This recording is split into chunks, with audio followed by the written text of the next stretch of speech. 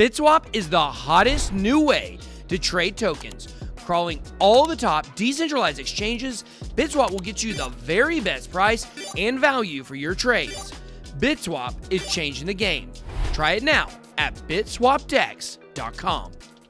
Welcome to RiceTVX and the latest transmission of Stranger Than Fiction. Joining me on today's show is fellow content creator and truth seeker Peter Wilson from the YouTube channel 2021 Return to Democracy.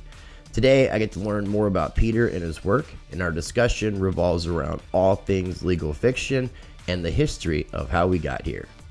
Before we get into it, make sure you visit ricetvx.com and sign up for my mailing list so you never miss an update or new RiceTVX content. Plus, you can find my social media links, contact information, get RiceTVX merch coming soon via the shop, and more. If this is your first time ever watching any of my videos, check out and explore my channels. Make sure you subscribe to RiceTVX and RiceTVX2. Both can be found on YouTube. And hit the notification bell to get alerted to new videos. Also, you can follow me on Odyssey and Library, where I have my full catalog of videos plus extra content. And you can also find RiceTVX on BitChute. If you want to support RiceTVX and what I do directly, I have my PayPal, Cash App, plus my cryptocurrency addresses via my Cointree link below in the video description. You can also join my Patreon channel, where you will get early access to some of my videos, exclusive content, and more, with 4 different levels of membership, all offering something different. If you are looking to purchase and invest in precious metals, gold and silver are both good safe haven assets to hedge against the financial collapse we are experiencing. Check out Money Metals Exchange. I partnered up with them and you can get a free ½ ounce of silver. Visit moneymetals.com, be a first-time buyer, purchase a minimum of $100, and use the promo code RICE. You get a free ½ ounce of silver, and it's another way to support the channel. I will include links down below for everything I just mentioned, as well as everything I talk about on today's show.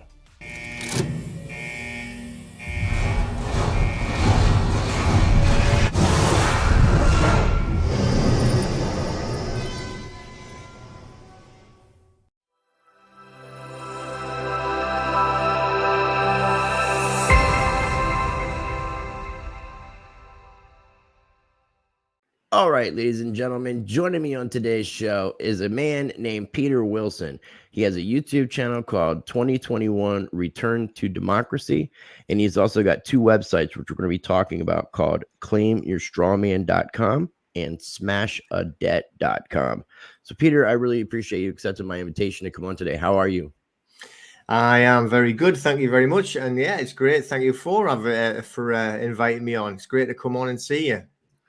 Likewise, and I got to give a shout out to Dime Bar. Dime has been helping me reach out to various people in the law, legal fiction element, so that I can bring some new guests on, learn a little bit more about what other people are doing, because this is when it comes to researching this law versus legal and this artificial system that's been created. I'm an open-minded skeptic, and I like to have factual evidence. I like proof, and I haven't been able to find like a lot of definitive things written down.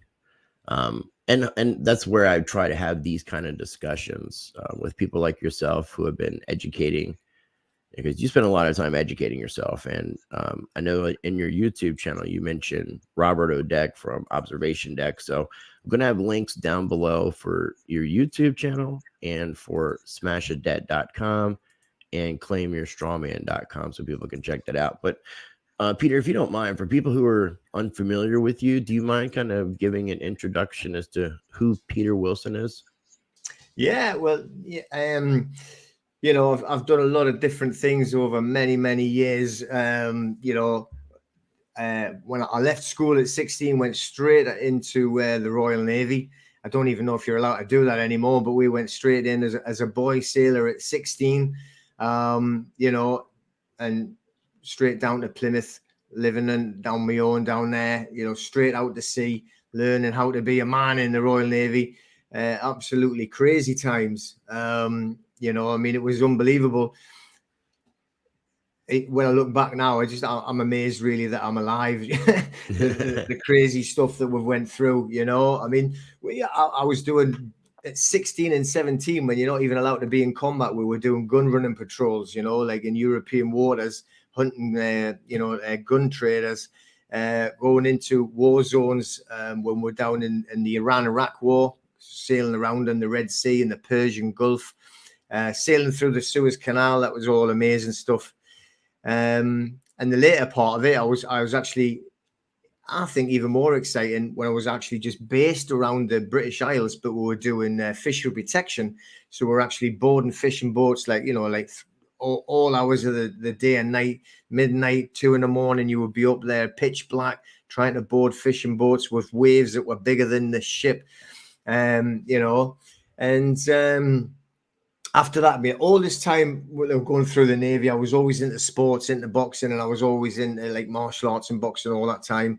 And when I come out, I've actually went into owning my own gym, running my own gym for a very long time, became a professional fighter as well, was on live TV, live sports, Sky Sports TV, fighting 10 rounds, like, you know, in front of thousands of people. What kind of, were you boxing, MMA? Kickboxing. So martial arts. Yeah. Okay. Very cool. Yeah. You know, so I've done a lot, been, you know, over many things.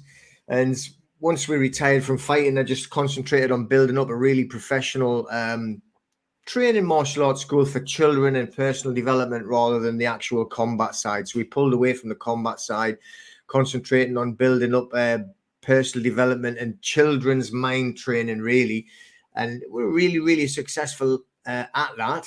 And with that there, it was kind of how I sort of like swapped over complete to really starting to study on the financial side. I had actually went to night school to study law. So I was like into like contract law and the law of tort. But when I was doing like the martial arts for a school rather than like combat, then, you know, we built up a really big property business, like a big property portfolio. We had properties in the United States as well as all over the UK. And then we came up to like 2007, where the whole world decided to melt. And, you know, literally we had like well over £1 million worth of property in our property portfolio, which went to like, you know, like zero in a week. Between 2007 and 2008, there was that housing market crash, the derivatives, basically the entire system crashed, but they put it on life support, and now we're dealing with the after effects of that today. Yeah. So, and then, you know, we just looked at it and thought, well, we literally lost everything, even including our own home, you know, a car, the whole lot. We're just like literally homeless. And with that, you know, because I had actually done it on a system and followed the rules and done everything exactly I was taught to do, trained to do on the financial side, I'd been to courses and property development. And I thought, well, how comes if you do it all right, do what you're told to do, then you end up in with nothing, you know? And I thought like that's simply, that's got to be done on a purpose level. Yeah. So I don't know. I just like, you know, and I thought I have to look more into this. And as I said, I had night school. I had went to like study, and it was the law. But then I started to look more on the financial side, because I'd never even, you know, we were going to, and like doing a mortgage for like 300,000-400,000 and never give it a single thought of what it really meant to, like, well, that's debt really. You know, I was like, nah, it's got but the next property, and then you remortgage in the next property. And that was how it was taught to build up. So I've never took it into my head to worry about where the money came from. That makes sense, though. Yeah, but, you know, well, that was what was getting taught to do. And it was always, you see, at the time, I was really successful with the martial arts school. I was like one of the top schools, if not the top school in the UK for like being successful financially as well. So we were like pushing there on a business level. Everything was like, look, now you've got to go to the next level. And it was all about like, you know, climbing that ladder of success, very corporate based, really, which is completely the opposite. I'm fighting that like mad now. But it was just that was the mindset. So I was like traveling along that path. And again, it's like when we're like, right, let's go and set up this mortgage to get this business going. without a second thought of like where the finance or credit came from, and now, when we look back and or when I really went underneath the radar and underneath all of the dirt to find out what was really going on, you think, oh my God, but at the time, I mean, we had, probably, I can't remember now, maybe £750,000 worth of mortgages in different places all over, which and that was in 2006, 2007. So, it was quite some time ago. But, without even giving it a single thought, it was just, I knew I could get hands on it. I knew I could actually go and do it. And there was no real background checks of, can you afford to pay that back? So, come on, take this money, take this money. Yeah, well, that's in that time periods when they were doing what they call here in the United States, we were calling them ninja loans, which was basically like no income, no job. And they were giving loans to anybody because they knew what they were doing. They were setting people up to fail. So they were giving you free money to fail so that somebody else could capitalize off of that. Because it's always the rich getting richer, the poor getting poorer, and getting rid of that middle class. 100%. 100%. So is that what ultimately, because of what occurred during that economic turmoil crisis period, is that what ultimately kind of set your path into this studying law, looking into this legal fiction, or was there another moment in your life that something else that happened that got you to go down that path? Well, I'd been studying law before. When I come out of the Navy, I was going to night school studying contract law and the law of tort, and with the idea of getting a degree, but I didn't finish it. I was too busy jumping around different things. We went to live in Gibraltar for a while. I'm glad I got out of there. That's Spain, right? It's right on the southern tip. Southern tip of Spain. So okay. If you've got like the Mediterranean, so the mouth to go into the Mediterranean from the Atlantic is, you've got Morocco on there and Gibraltar there. The Pillars of Hercules, the two mountains. Yes. All right. So it's literally through there. So it's just a huge, great big lump of rock. That's all it is. Okay. But it's not a lump of rock. It's actually hollow. It's got like huge military deep bases in there, and it's got miles and miles and miles of tunnels. Dime Bar actually used to do a tour guide inside the tunnels for a while. I didn't know that, or maybe I did and I forgot. I don't know. That's an interesting fact.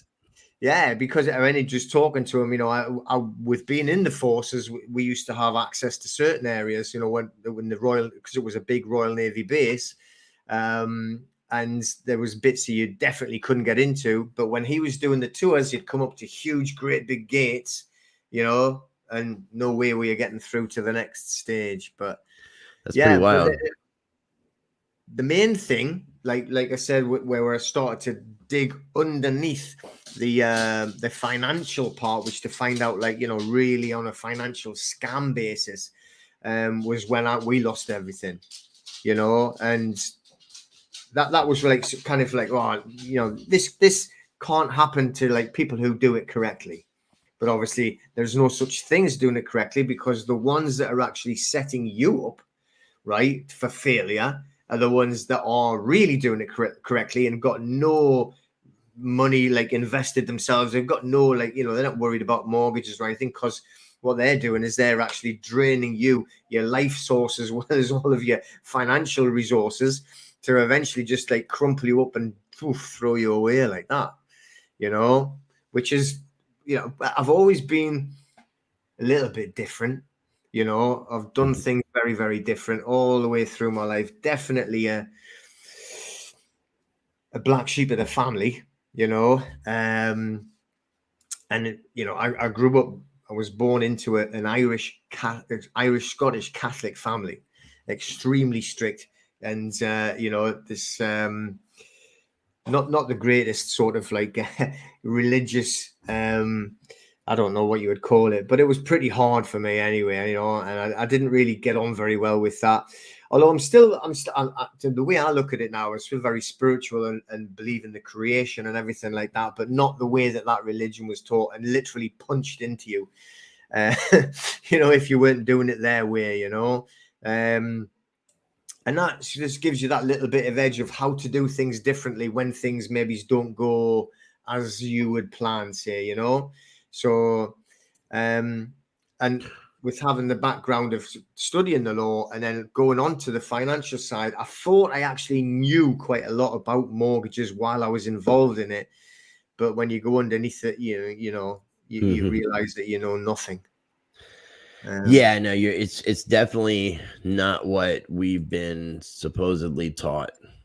When you start really looking into how the system works, the creation of money, looking at money versus currency, or I should say the creation of currency, not money, but money versus currency, and looking at those factors. Yeah, I mean, and then you start realizing how fractional reserve banking works. And when you take a loan out from the bank, how it's and you deposit and you have a money deposited into your account, because if you take a loan out, you're automatically going to have it deposited into an account. And once they have it in that account, they can then lend out 9 times that amount. So it's like just creating this perpetual cycle. And I know you mentioned the word perpetual in some of this Cestui Que Vie stuff, which I want to get into some history. But let me ask you this.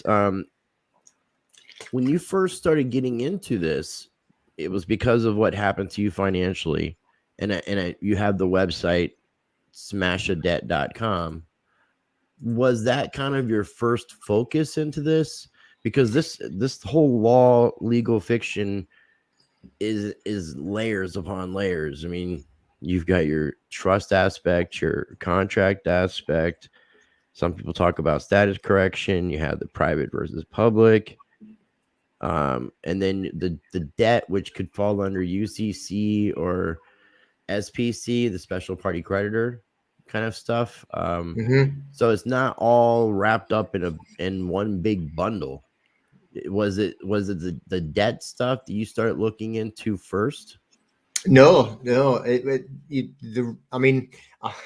I didn't set up to like the smashadebt.com first, but it was because of the debt that I started investigating underneath on the financial side, just what you were mentioning about the fractional reserve banking, the way that they actually do it, and realizing that the whole thing is a scam. But then you start to, like you just mentioned there, the SPC, secure party creditor, working with the UCC, all of it really, really interesting stuff, which brings it to the real essence and I think the base of where the currency side comes from, which we all think that we're dealing in money, right? Well, money's never existed for years. All we're doing really is actually dealing in currency, which is a fiat currency, which is coming from the central banks, which is a privately owned network of banking. It's almost like a military script in that capacity, because like if you get a military basis, they have their own script, which is their own monopoly money. And I mean, when you talk about fiat, I mean, our money used to be technically backed by gold and silver. And then 1971 in the United States, Nixon took us here in the United States off the gold standard with the world reserve currency. So the rest of the nations fell in the same, followed suit. And that's when we were completely fiat based. And all these pieces of paper are just representations of debt.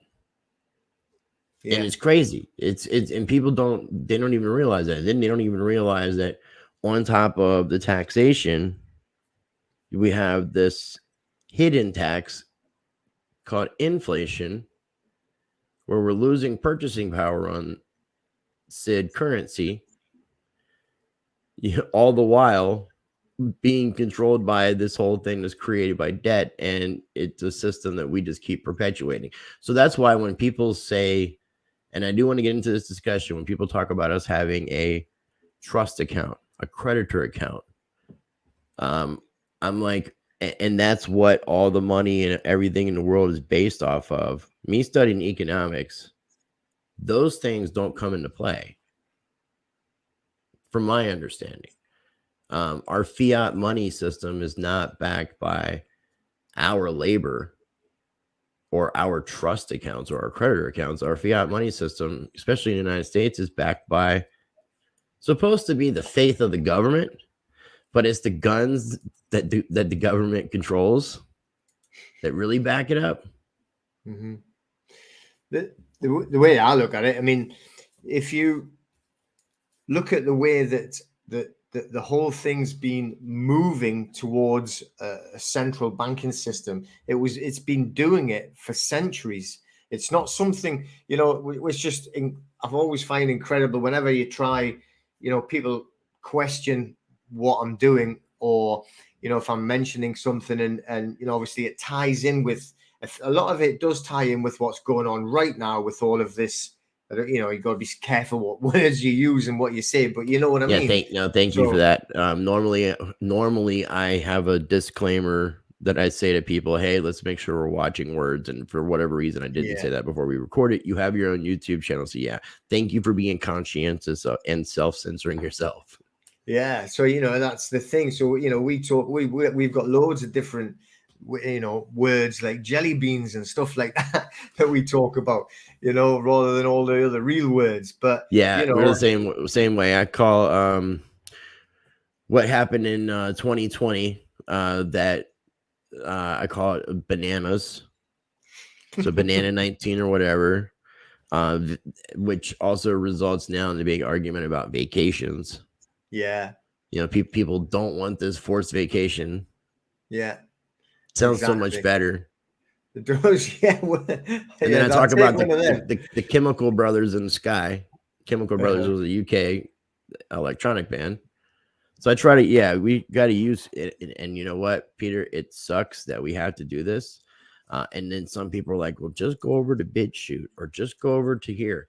And the problem is that I try to explain to people is if we were to leave this platform, YouTube, we wouldn't be reaching new people. We would be in an echo chamber, not helping people that need the help the most.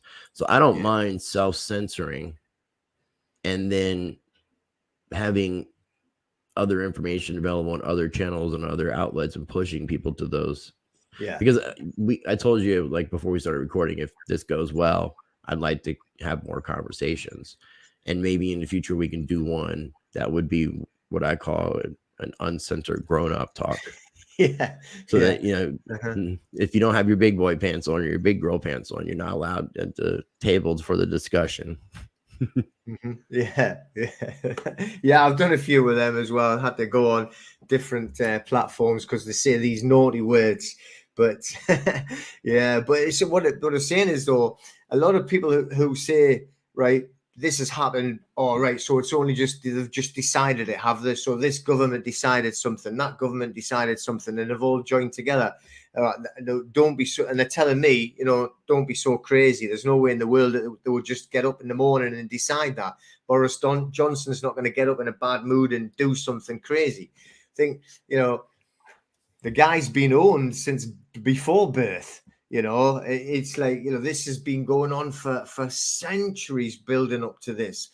The historical part, I know you did mention a little bit, but without going back massively far, we're talking about like the certain family that run the banking system that had it in London, even back then in the Napoleonic War. The Rothschilds. Right? Yeah. Oh, we're allowed to say that one. Okay. Well, I don't know if that's a bad word. Historical things. In context, Rothschilds, we know for a fact that they were one of the first historically known banking families. Yeah. Now, I know that you mentioned that this stems back to the Venetian black nobility, which would stem back to Phoenicia. So a lot of people say from a historical standpoint, all this goes back to like your Babylon, Mesopotamia time period. But a lot of that history has been wiped out. Mm-hmm. So for me, what I've been able to see is starting with Rome. Mm-hmm. The history is still broken. It's not perfect, but we've got a really good picture. So we had, after the period of Jesus Christ, you had the year of 4 emperors, and it was, I can't remember his name, but the guy that won that, Vespasian, maybe that's it. Vespasian. I think he was the one that won the Year of Four Emperors, and he had communication with. I'm trying to think of the guy's name. He was Joseph Flavius. So that was the kind of the creation of the Flavian dynasty. And then when it comes to, because a lot of people talk about surnames being part of the thing that attaches to the system. The surname thing started, from what I can see, in Roman times. It was called cognomen names. Cognomen would be the Latin, and it was like a nickname that was passed down from father to son in a military point of view. But then that started spreading out. And then you mentioned 3 different Cestui Que Vies. So since we're kind of talking about history, I thought this is a good time to talk about it. I know about the Pope Boniface 1302 Unum Sanctum, which was basically everything, mind, body, soul, property, everything belonged to the church and to the Pope. You said that's the first trust, and you also mentioned that these were testimonial trusts. Can you explain what the testimonial trust is and how the Unum Sanctum was the first trust? Yeah, that was, like you say, Boniface, like the eighth there, who was like well, he was ultimately, I don't know if he was burned at the stake, I think he was killed by the church. So I'm trying to think now. Or he was exiled. One of the 3. He was not in the picture, which made me think that the Unum Sanctum ended.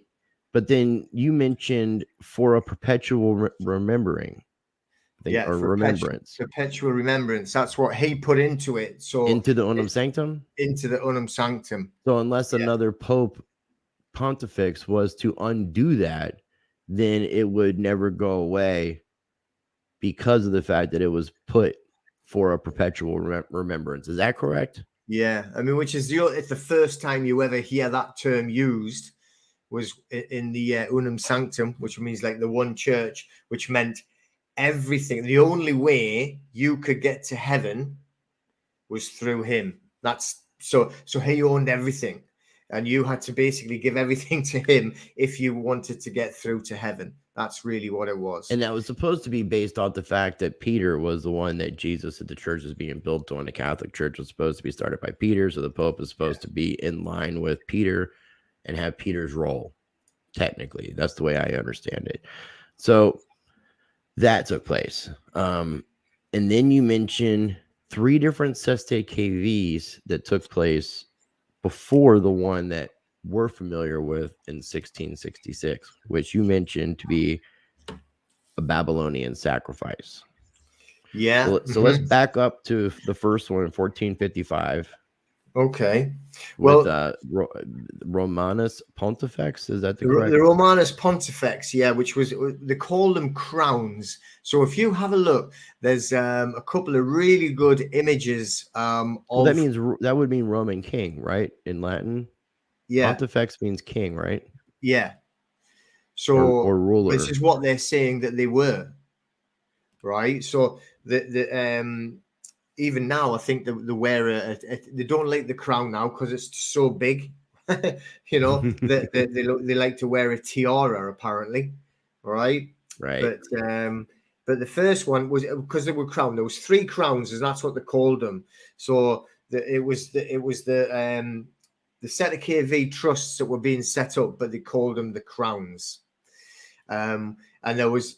Right, you've just mentioned. Well, I'll start off at 1455 and we'll go forward, because there was another one, right, which was an act that was before 1666, but which was in 1540. Yeah, with Henry VIII. Henry VIII giving him ecclesiastical power. Yeah. Okay, which we could totally get into that.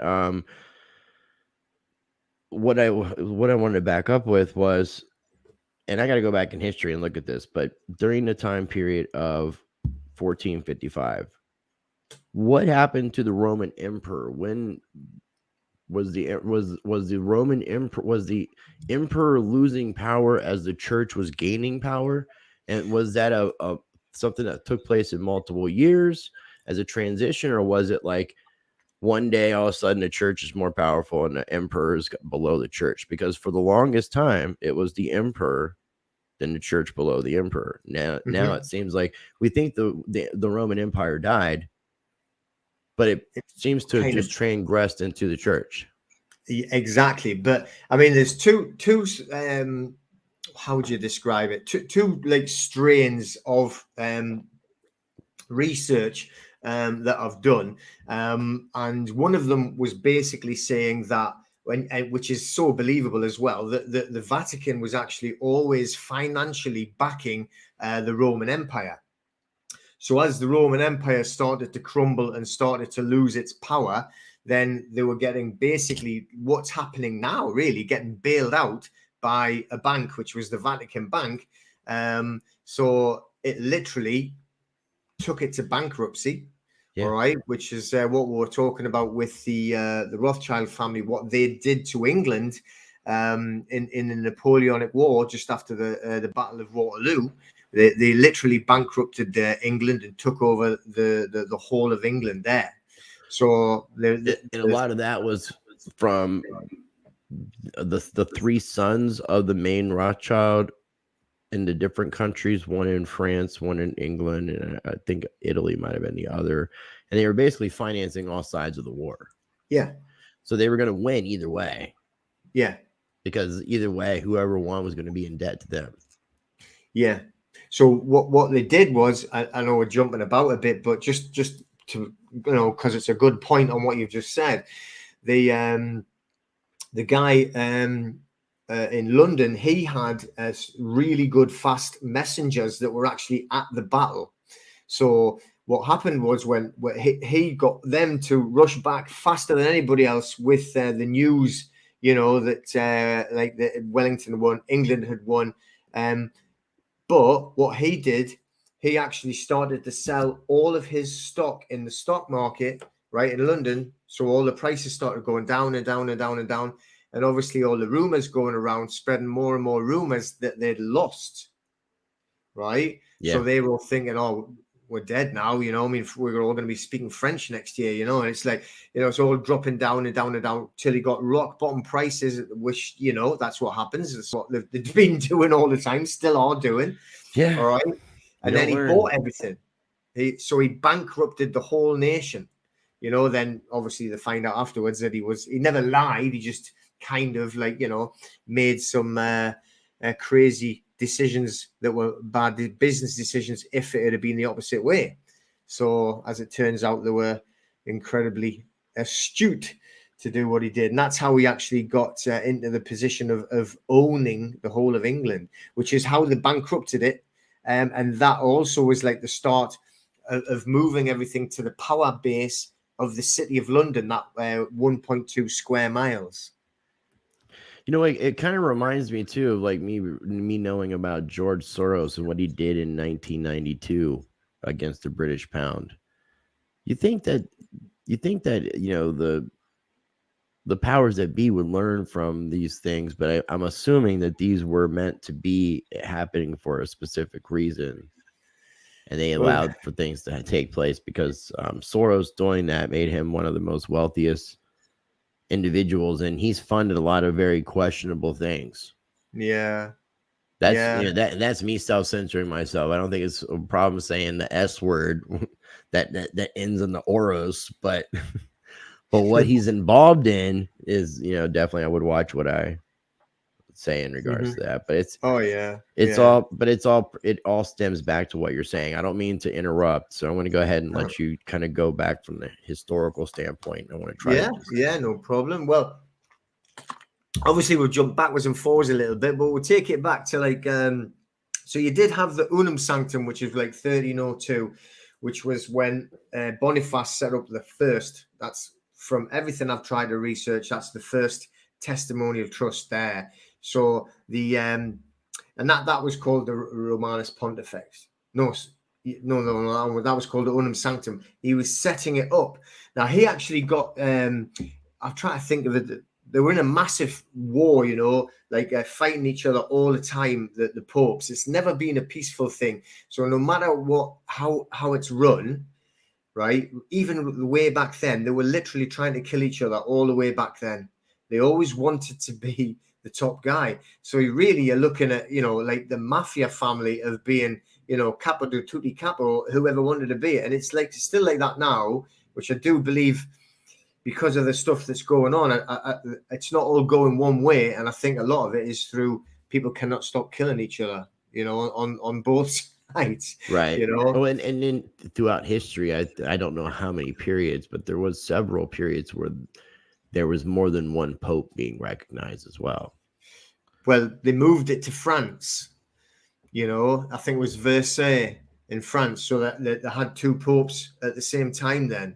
Yeah. You know, which according to like other sources you've still got now, you know, and you've got like the Black Pope and you know the Pope that you see, but you know, it depends on which one you want to believe. You know, I personally, I know, like when I've been studying it through the Venetians, on the black nobility, that they basically control the Vatican and where the popes and the names that you hear, you know, a lot of them have already been popes and were popes, you know, for years. That their name keeps popping up, you know, like Medici and those types of names. Right. You know, going all the way back. There's loads of TV programs and films about them, you know, about what they were doing, and it all came from Venice, you know. Well, it all came from Phoenicia, but then Phoenicia, but as far as what we can connect, because the disc, you're not really quite sure what happened from the Phoenician, from that country, nation, whatever, to Italy and Venice. Yeah. Yeah, but there's obviously a migration, because I found out from my ancestry that my name comes from, it's Welsh, and the Old Welsh RIS. I found out that Old Welsh language is really close to like Aramaic, and I even think Gaelic is close to Aramaic, and then the word Gaelic has something to do with Galilee. So I see a migration. So it's interesting when you start looking at some of those parts of history and seeing how it's migrated over into Europe from the Middle East. Yeah, and do you know what it is? Just something just clicked in my head there when you were talking about that brought it back to where like Wales, which was like, you know, that was what they called British. The Britons were Welsh. You know, it wasn't Britain; it was the Britons were Welsh. You know, but right. Talking about, because we're talking about the messing around, or they're not messing around, the interference or the control measures that the popes have always had and always used, or, you know, or the Vatican, let's say the Vatican rather than individual popes, because it's a big sort of like powerhouse. You know, when the collapsed the Roman Empire, and it kind of dwindled for a couple of hundred years where you didn't really hear anything about it. And then all of a sudden it's resurrected as the Holy Roman Empire.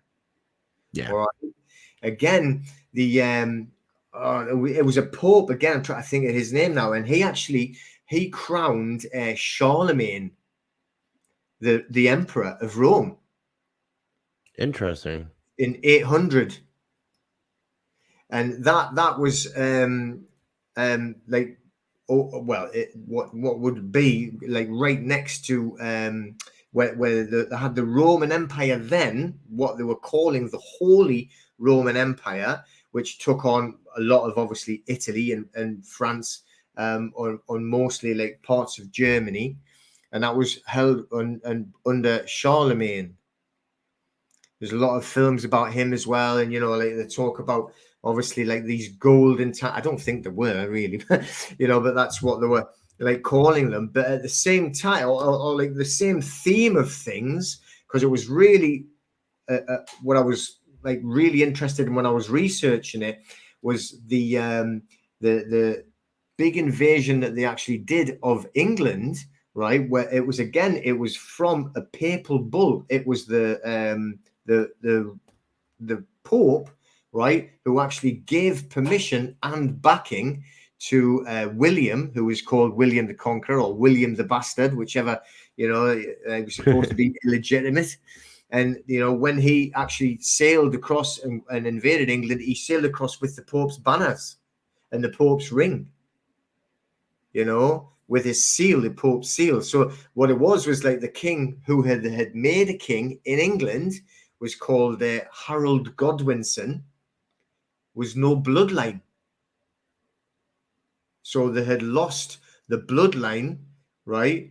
That they had from Edward the Confessor when he died, because he got so carried away with his piousness that he forgot to have children. Right? They called him Edward the Confessor because he was permanently in confession with his priests. That's interesting. Forgot to have sex and have children to continue the line. So they lost the bloodline. So why were they so desperate to get that bloodline back? It's all been about, and why was the Pope why is the Pope sending somebody from France, right, over to England to invade it and take the throne? Just because he didn't like somebody called Harold. Very strange. Right. It was, from what I started to look into history, they say a lot of people from the UK talk about the Germans taking over the crown, but not being the rightful heirs to the crown. Queen Elizabeth is German, but usurping it, right? Yeah. Yeah. And her husband was Greek. The one who just died, Philip, he was Greek and she's German. So where does that leave us? It's just insanity. But it's just, it's got nothing to do with I don't know what you would call it, royalty anyway. I've never been, that way thought, but what they did, when they had Harold Godwinson, he was literally voted in as king. They voted it on what was called a Wiccan. So once, Edward the Confessor, who was the true bloodline, died without an heir, right? They had done what they used to do way back in the Saxon times, because they were Saxon, they weren't English, right? So they actually, with a Wiccan, they voted to, you can be the king, right? And again, what happened, once he became the king, they were infiltrated through his brother, who was called Tostig.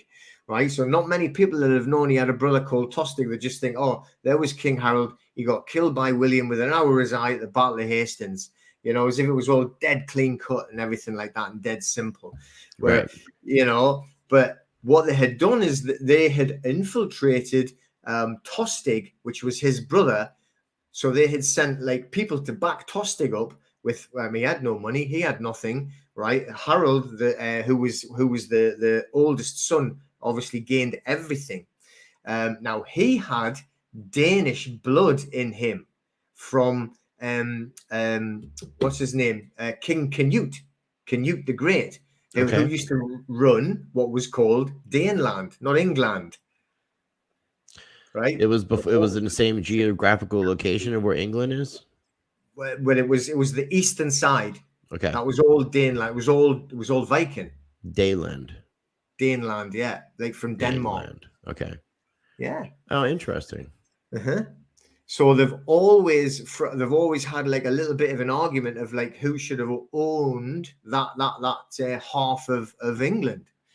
So they infiltrated Tostig to actually go to see this other guy called Harald, whereas we had Harold with an O.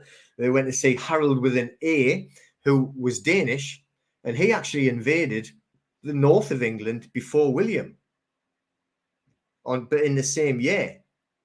So Harold Godwinson, he had to go up north, and they had a battle up north where they actually defeated the what do you want to call them, Vikings, if you want to call them that, but the Danes, right, at that battle, but which obviously well weakened him, and he was fighting his brother Tostig. So they had backed Tostig, the Pope had backed Tostig to use the other Harald to go up and invade up north. Where did you obtain this information? This wasn't taught to you in school in the UK, was it? parts of it. But then, because I've always been interested in history, it's the only time in school I've ever done anything that was worthwhile. The rest of the time they were throwing me out the door, right? But when it would come to the history, and they were going about like the British history, not because I like Britain, but because it had so many tie-ins with everything, and I just liked it the way this sounds bad, but I like the way that we're all infighting to try and get that sense of power. So then I just continued investigating. So the teacher told me something, and I thought, there's more to this. You've got to find more. That's intriguing. Okay. Wow. That's an interesting note in history. What time period was that? In as well. I'll tell you why I'm telling you this bit. Okay. I'm not just like ranting. I didn't think you were. I thought there was a method to your madness. Yeah, because it's like, so what happened is though then, right, that when they marched back down, right, they'd already had the one battle, and then halfway down, everyone started to go home because they never had an army, not in England. They had like a few, maybe about 100 soldiers, maybe, that they kept as a retinue, but the rest of it were farmers. They were just like, come on, you've got to come and pick your, and literally was a pitchfork. They couldn't afford swords. They would have had an axe that you'd use to cut down trees. Right. So then there was bad weather, and they stopped the William coming over. But eventually, when he come over, they again had two battles, not just the one battle of Hastings. And it wasn't even at Hastings that Harold got killed. It was at Senlac Ridge, right? But it was down south near there. But all of the people, the what would you call them? Not all of them, but most of the nobles that were fighting on the English side, that was Saxon side, right? They weren't English, but right, they obviously could see it was getting beaten. They could see what was happening. Okay, so they all, most of them that wanted to stay alive, left England, as what we call it, England, and they went to Charlemagne's empire and started serving in that empire as mercenaries, and then eventually from there working. They'd been beaten by the Pope, really, and then they ended up working for the Pope, either like under like Charlemagne's empire, the Holy Roman Empire, right? So I just thought it was like really interesting how they did it, and it was all caused by the Holy Roman Empire and the Pope himself, who actually brought that about. And there we think was because they wanted that bloodline back in, which was William, and it's still, that bloodline now is still there, right? But I know it's supposed to be like infiltrated and everything, but they still can trace it, and then that brings us through, right, which we will talk about when we get along there, to Henry VIII, because he's a direct line. Henry VIII. Henry VIII, yeah. And this is all to do with, we think, establishing that financial toehold in the City of London. Without like going too deep into this, when was the City of London created as the City of London as a separate state? Do you know what? I can't remember. I've said that so many times, but like it was. I had to look that up. They were. It was after Henry VIII, though, right? But because what they did was the Convocation Crown, which I know this is the last one, but that is the one that is held in the City of London. Okay, well, let's so instead of going back in further into that, because I just completely jumped all the way almost to the end. Let's go ahead and go back to the beginning after 1302, the Pope Boniface, the first trust, Unum Sanctum. Yeah, well, the so when they started to go to create more trusts, and then they started talking about the Cestui Que Vie, all right. The first one, like they say on the Cestui Que Vie Trust, because the other one was just called the Unum Sanctum, right? That was in 1455, which you mentioned, which was the Romanus Pontifex. That was called or termed the crown of the land. That was the first crown. Okay. So Okay, now I want to pause you because you mentioned that these three things that you're going to talk about are the first, second, and third Cestui Que Vie, when the one that most people are familiar with was from 1666, and then you said there was a contract in 1540. Is there somewhere where it's written down that the Romanus Pontifex is a Cestui Que Vie?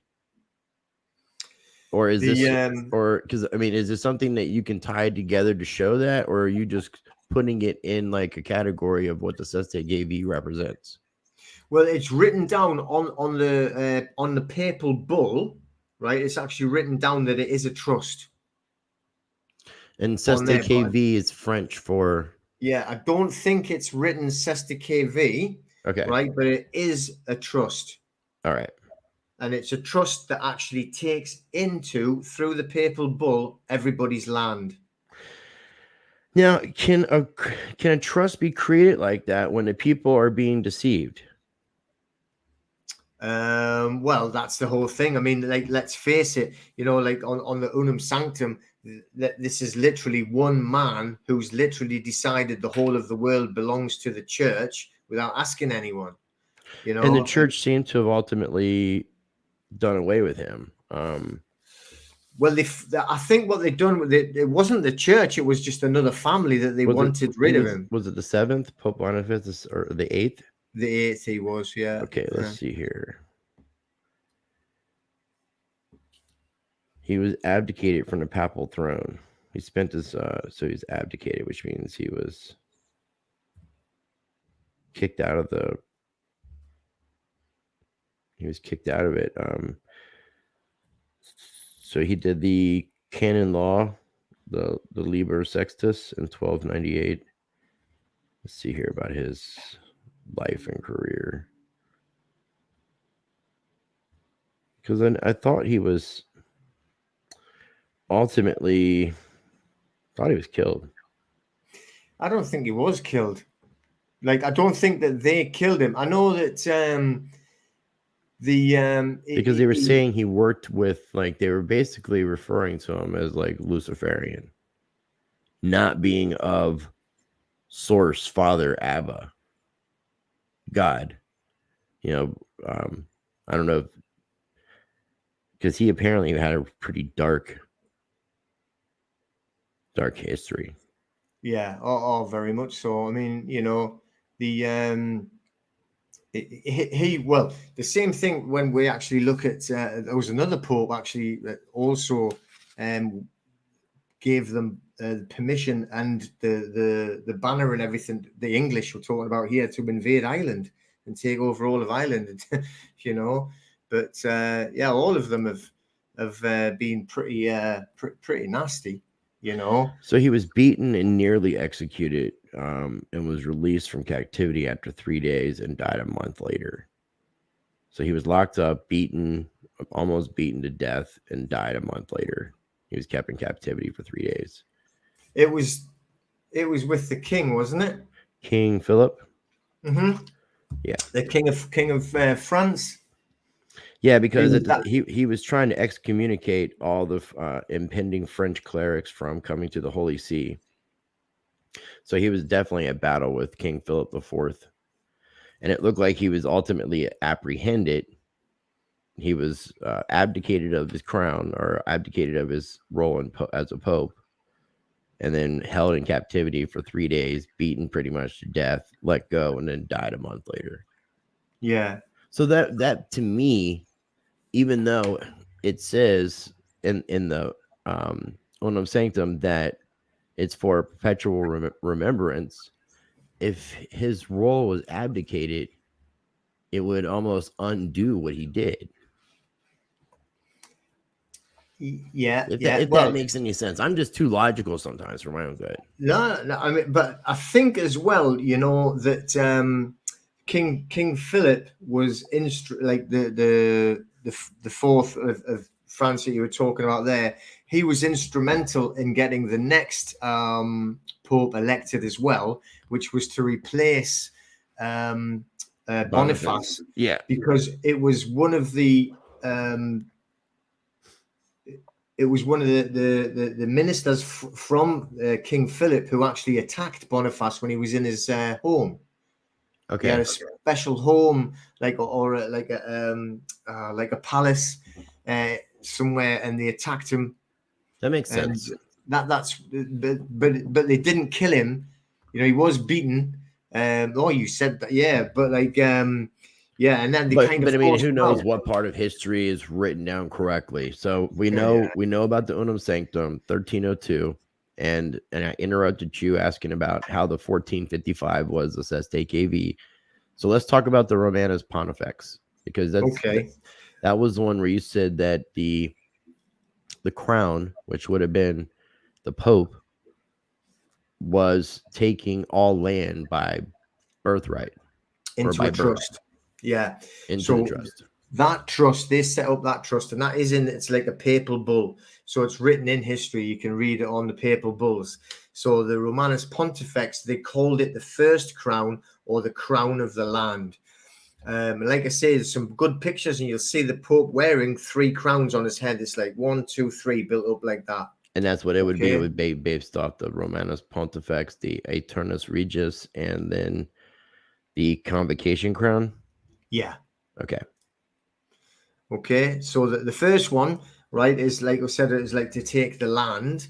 All right. So, and this is what I would explain. Like, people say, like, you know, well, how could this all happen overnight and all of a sudden have this at what you would call admiralty law, and it's not real law, and it's, do you know what I mean? So I say, well, look, this isn't something that happened this week. This is like, you know, forever this has been going on. So, and that's why I do like to have like the background and bring them along and try and explain to, you know, this is something that's being in the planning for time immemorial, for as far back as you can go. Now, I know you've got, and I want to talk about remedy and things like that, but I really feel like in order for us to undo something or correct something, we need to know what we're correcting and how it took place. So the history of this, I think, is the most important thing to set the foundation for people to understand where the trickery took place. Mm-hmm. Yeah. Where the false world was created within the real world, and how we were opted into it without us being aware. That's a good way of putting it. Yeah, opted into it without knowing it. Yeah. Yeah, no, I do. I think, you know, at least what would be a term to put it? Like, it's as if it's when you get people to wake up to it a little bit, then they maybe don't feel as if they've been as stupid because it's been such a big plan for such a long time, if you know what I mean. Yeah, no, this is like the most well thought out chess game. So I mean, it's like when you think about what you know we're up against when you look at what created this. I mean, it's a very powerful organization and entity that's worked very hard at this very moment in history that we're at now. That's everything has been building, and you can't do things. If you do things so quickly, you're going to end up having a situation take place like what happened in Germany. Mm-hmm. That was a very short period of time for that nation to just flip-flop from one end of the spectrum to another. Yeah. But if you can do something like that in a gradual period, like where the United States has gradually, a lot of the communist points of view in politics and socialist point of views have been gradually making their way into our political system, to the point that when it's here, like it is now, it's not really a surprise because we've been building up to this. And when people can realize that too, and you're going through that great awakening period where you're trying to wake up to the truth, and realize that it doesn't make you stupid or uneducated because you don't know, because the system was designed to keep you uneducated. You've been conditioned to be this way. Mm-hmm. They made it sound bad to question things, especially in church. Yeah. You know, and really we should be questioning everything. We should be able to verify everything so that we can trust it. Exactly. Yeah, but the whole thing is, if you look as well to school and church, they said there, I mean, like what I said, what I was like born into, you know, I didn't have any bad childhood. I mean, you see some of these, you know, I had a walk in the park, you know I did. But, you know, you see, you know, but you if you got hit if you question anything, simple as, and that was the same in school, right? And you were and these would like, the teachers bullying you like terrible, and you had nuns in there, would punch you in the face, I mean, you would think you're crazy, but that's what they used to do. And that there is conditioning, right? To make you scared of authority so that everybody's worried about authority. And that's what we do, is we actually try to be good citizens, if you want to call it that, although you never ever want to be a citizen, but that's a little bit further down the line. Yeah, that's right? another conversation. But also I want to let people know too, and I've said I'll have links for your channel. What we're talking about, a lot of this comes from the video that you did, the Cestui Que Vie 1540 to 1666. And I've taken a 28-minute video and stretched it out by asking questions in between. But I think it's been really educational on the flip side, just to kind of fill in the blanks for me for the stuff that I was aware of, so that as the viewers are listening, it'll give them a better picture. So we have the crown of the land. That was with Pope Nicholas V. It was, and that was like, they called it the first testamentary trust, and that was through a deed. And that was so I've read that it was called the first Cestui Que Vie trust. Okay. And that was like created when a child was born, and it was literally deprived of all the beneficial rights of the land. Whereas what we look at now is I don't want to get down that in a minute, but like when you're correcting your statuses, you're actually declaring alive so that you can receive your share of the benefits of the land you were born into. Okay. Right. But what they were saying was, we're depriving you from all. We own the land. And that's the setup for ultimately the redemption and correction. Yeah. Right. So this is what we're learning to undo. Exactly. That's the whole point of when you hear people say that, like redemption or correcting their status, it means what they've like created you as basically you're a dead person. And so you're correcting it. Yeah, you're just correcting that and stating that you're alive. Okay, so all right. So now we're at 1481. Yeah, so they were this one here. Now remember as well, what we're saying is that perpetual remembrance, right? That was really talked about on the first crown rather than the unum sanctum. So there you had your Romanus Pontifex, which is the crown. So what they said was, for the perpetual remembrance, you're never getting the land back, basically. Okay. So in the 1481, it's something, I don't know how to pronounce it properly at all. It might just be the way I say it, but it's something like Eterni Regis. Okay. And that was like the crown of the Commonwealth. Well, like attorney, if I'm hearing it correctly, I'm thinking like a Latin word for eternal. Yeah. And Regis is king, so eternal king, forever king. Yeah. The king. It would probably be eterni rather than not like an attorney, like at law. Right, not attorney. Right. I was thinking like, and knowing how that would be spelled, maybe like AETURNI. AETERNI. Yeah. And then Regis, obviously. Yeah. Okay. So that was the second crown, right? And that was what they called the crown of the body. So on the first crown, what they're saying was they're actually taking the land from you, okay? And on the second, let's just call it the Cestui Que Vie trust, but it was definitely the second trust that they set up on the Eterni Regis crown. And that there was when they were talking about creation of birth certificates where they could actually sell your body. Okay. And that was under the 1481, but now they didn't really start using birth certificates till hundreds of years later, right? Or was there? Yeah, that's right.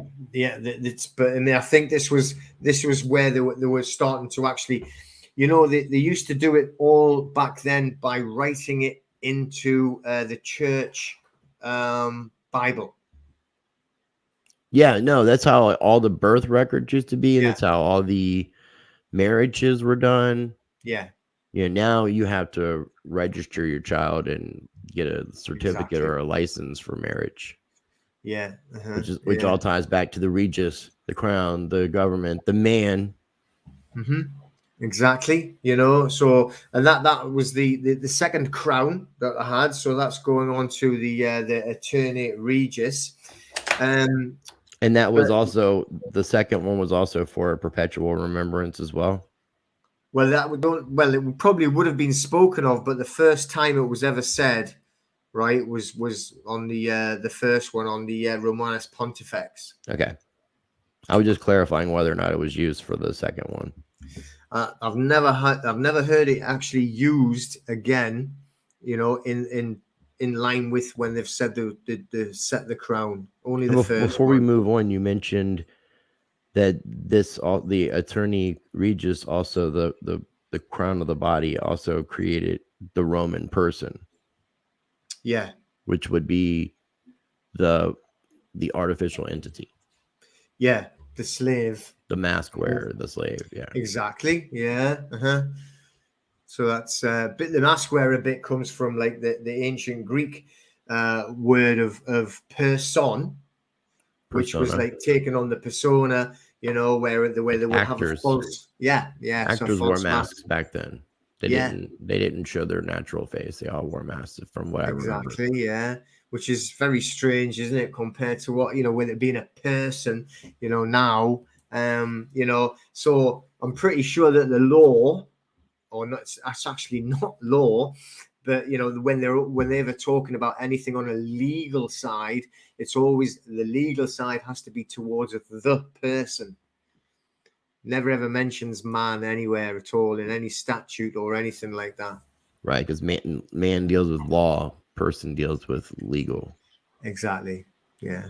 Okay. That's it. That is exactly, which is what we're busy trying to fight right now. Exactly. I just wanted to get a little. I mean, obviously, I definitely want to do more conversations after we're done recording this. I'll talk to you about scheduling the next one, and we can get a little bit more into like, what you're learning to undo these things that we're talking about from a historical standpoint.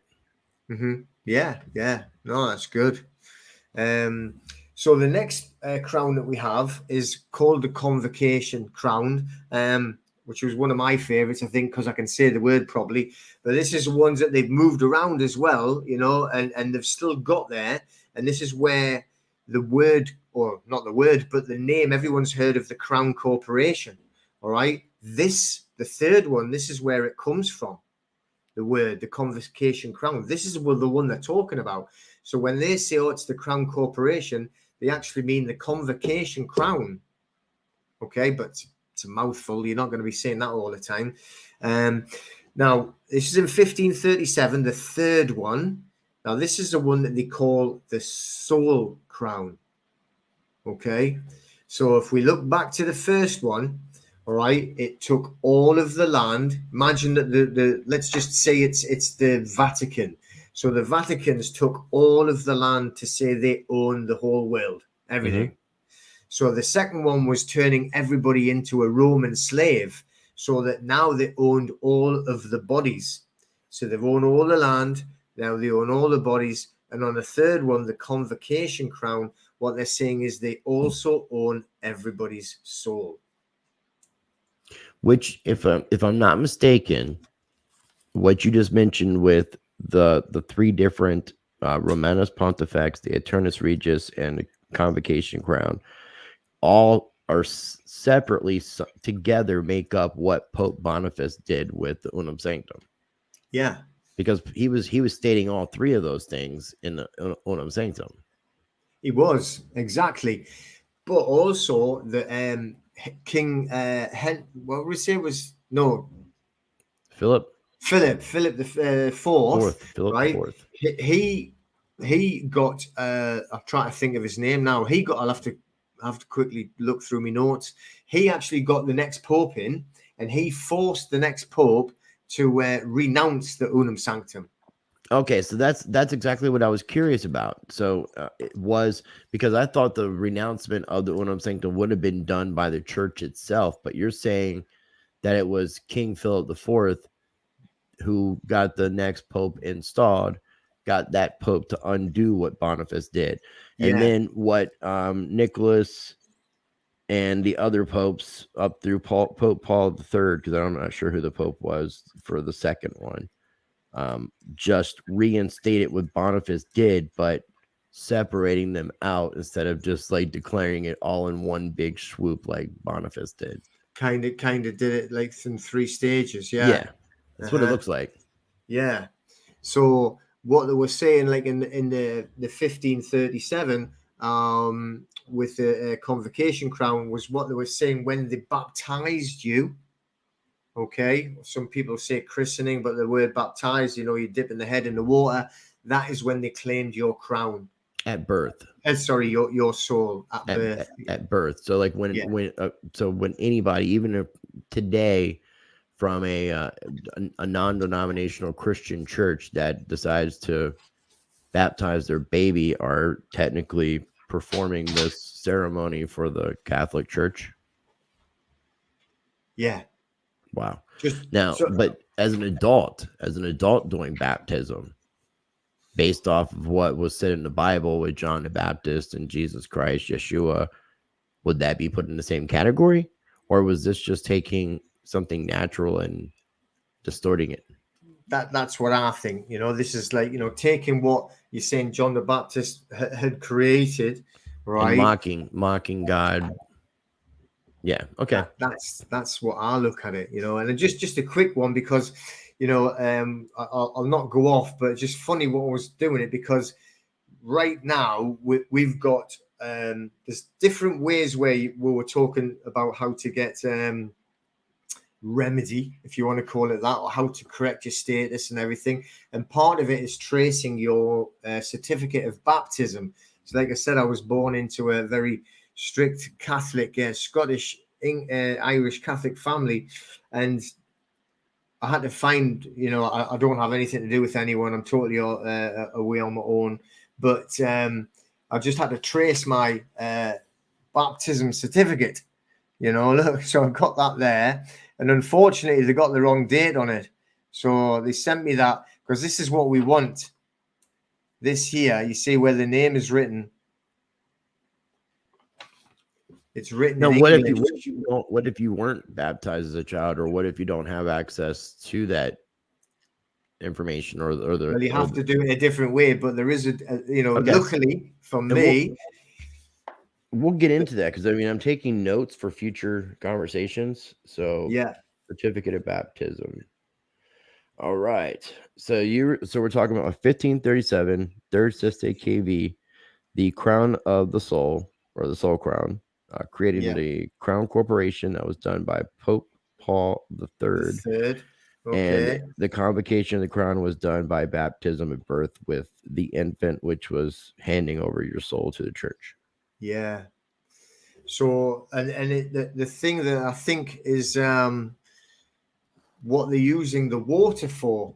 Okay. Well, obviously we know, and like what you said, it was good, like, by kind of like, bastardizing the actual ceremony of John the Baptist, putting them in the water, was because they were declaring all souls lost at sea. So this is where the misspelling sometimes comes in, because they were saying you are now the Holy See, which is what they call the Roman, the Vatican, the Holy See. So was the Holy See created in 1537, or was the Holy See in existence before that? I think it was in existence before that in the Vatican. But that's what they was just saying, because they said you were now lost at sea. And it's obviously saying SEA. And that's what the convocation of the crown did. Yeah. Put us lost at the Holy See.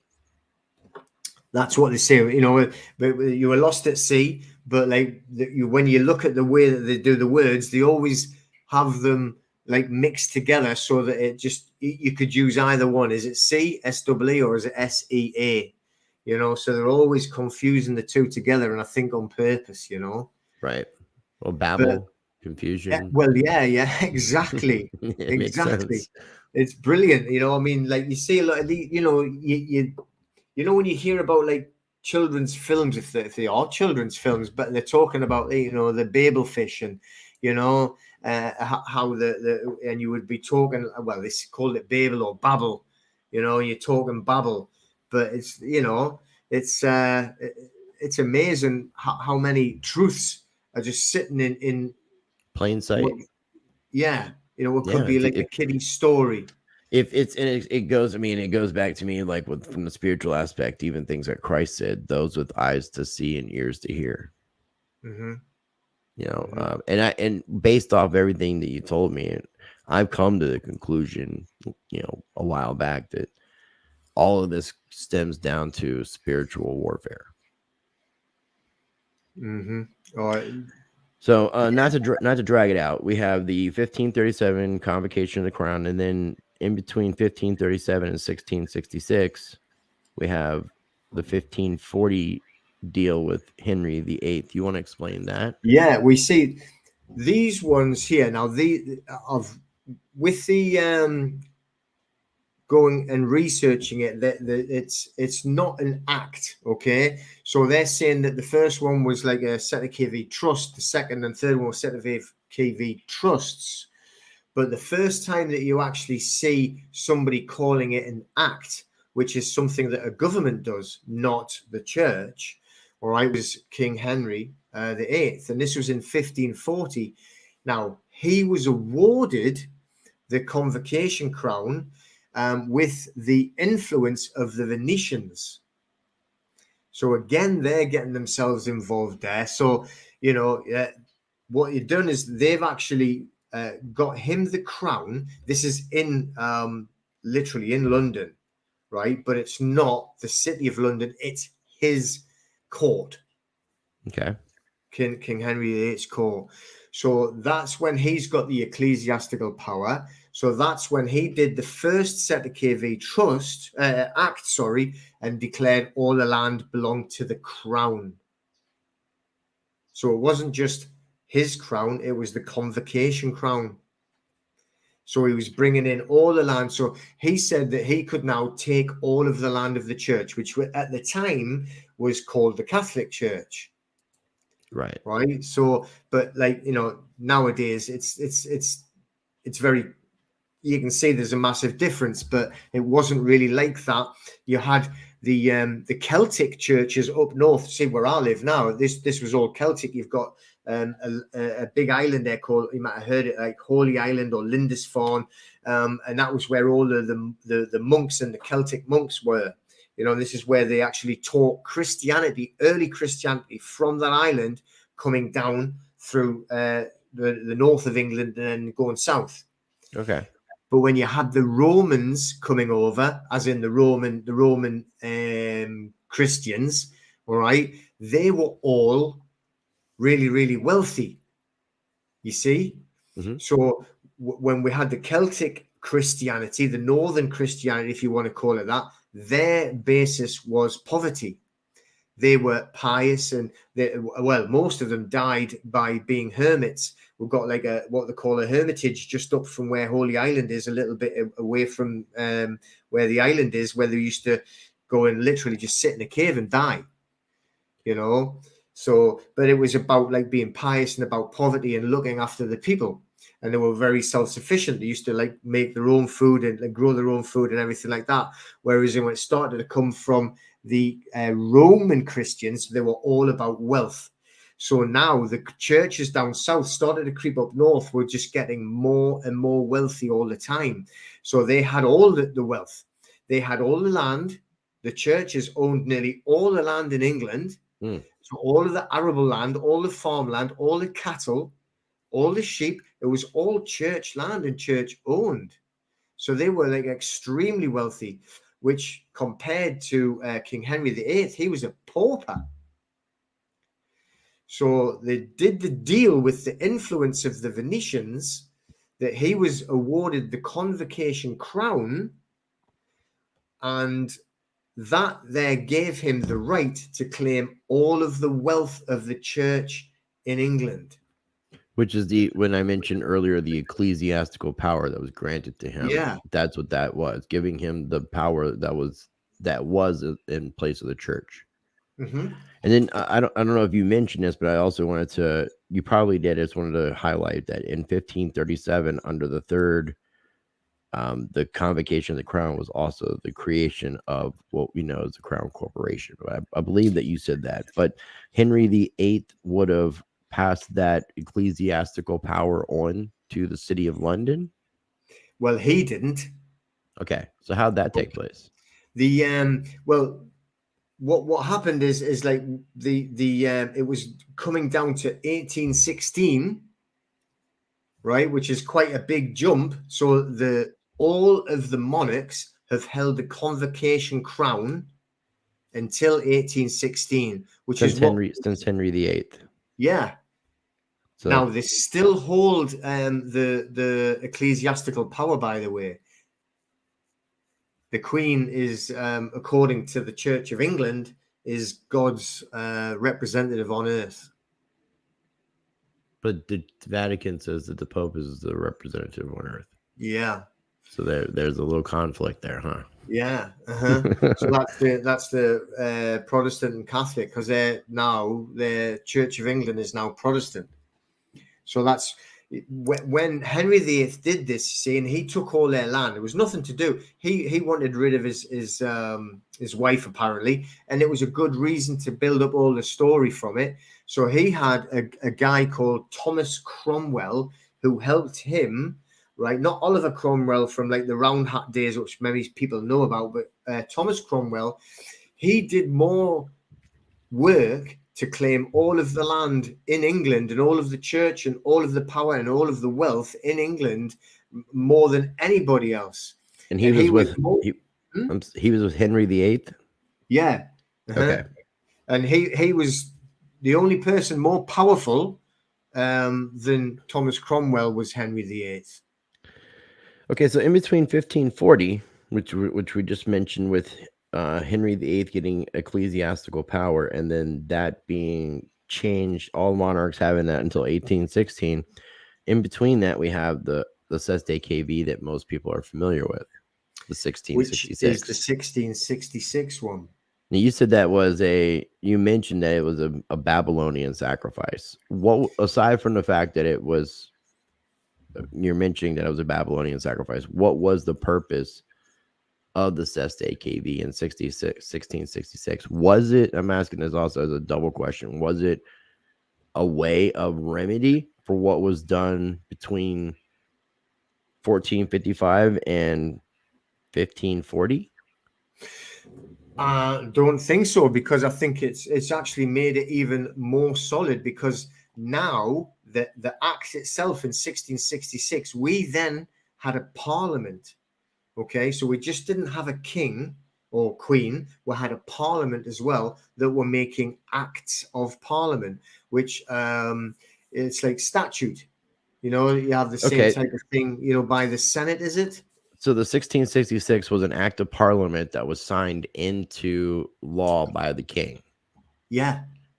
And then every single monarch since 1666 has put their crown, their stamp of approval on it. Yeah, well, they've never took it away. It's still in modern law. It is. Yeah. If you go to like the British government website, yeah, it's on there. Yeah, yeah, totally. Somebody actually asked me that question this afternoon, and you they went, you would no, think that for it not to be there would mean that monarch would have had to have said, this decree no longer exists. I'm abolishing it, and it's never been abolished. Never. So it's almost for perpetual remembrance as well. Yeah, exactly. So, and yeah, I was literally on a call today trying to help somebody who trying to like get remedy, if you want to call it that, and they were just like, it just can't be, you know. And I went, well, watch, and I just googled it, and it come up straight away. Cestui Que Vie Act 1666. gov.uk. It's on the government website, you know, under their acts and statutes. So if anything, on the same page as, like, you know, that Act 2020, you know, the Charlie Act. No, that's crazy though. I mean, it makes sense the way that you're explaining it, that the 1666 was kind of like sealing it in, and also in a modern sense too, because it was going through Parliament and the king. So it was going through a system. It wasn't just like a power hungry Pope. It was a governmental system that was supposed to be for, of, and by the people. Even I know how England was created, but even the Parliament was supposed to be of the people. Yeah. So okay, so the act solidifies it. So on 18th. that act there, right, the actual act, that is the act, and it's written, and you can read it on the government website, is where it actually states that you are lost and dead at sea after 7 years, and they would declare you dead.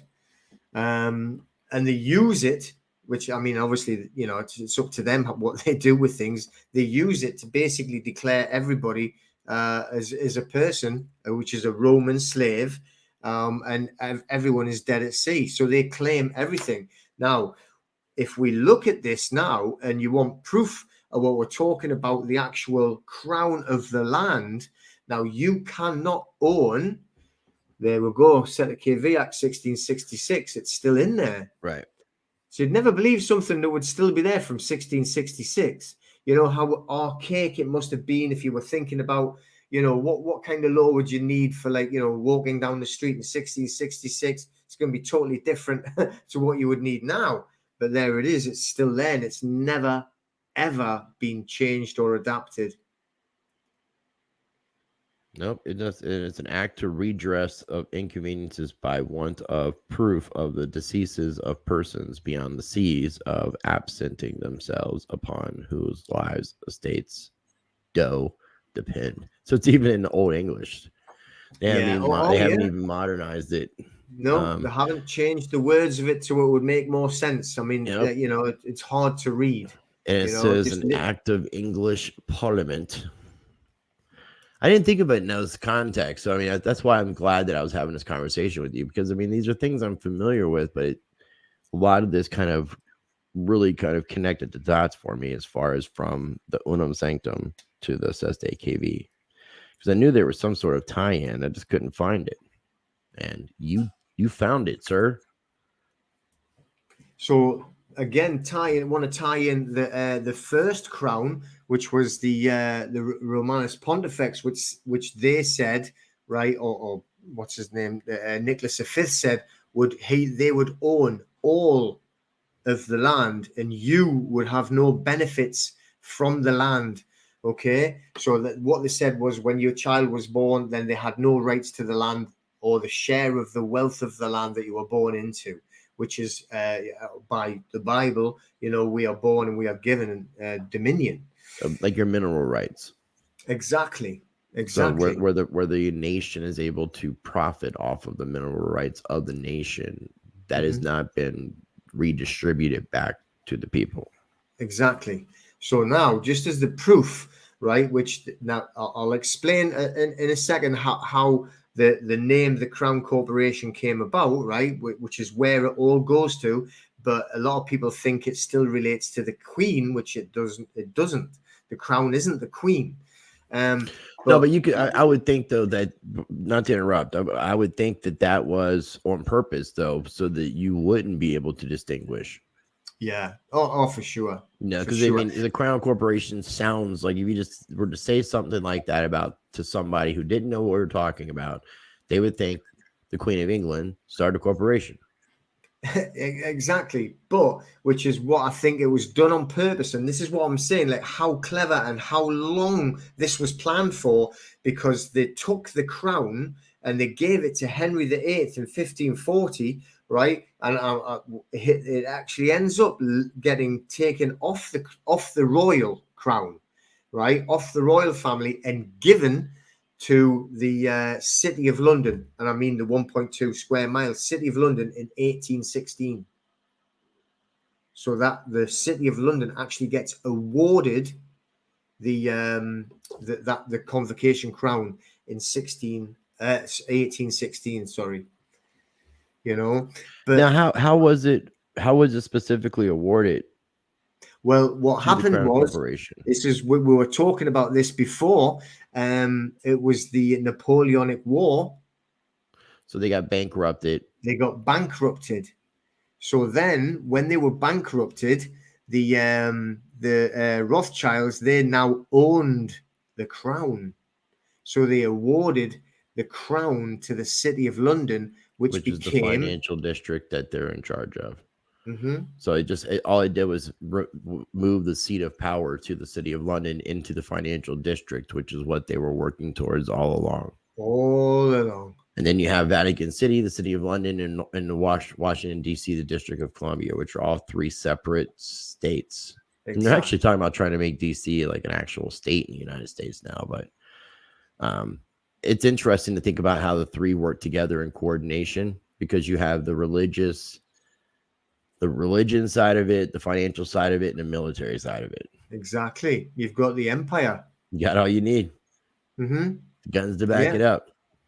So, what they done was that when they actually made England bankrupt, so they took the crown from the royal family, the royal crown, they took the convocation crown and they awarded it to the City of London. It was then called, right, the Convocation Crown Corporation. All right, which who the hell wants to say that? Convocation Crown Corporation. So now in reality, like most of the time, you just call it the Crown. Whenever they say anything now, it's Crown Copyright.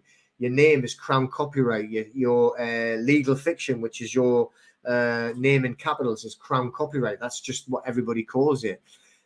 But it's the Crown Corporation Copyright, really. Well, the Convocation Crown Copyright. Yeah, which is definitely a mouthful. That's supremely interesting. And then that goes back to the Temple Bar, the Bar Association, attorneys, lawyers, esquires. A lot of people are familiar with that.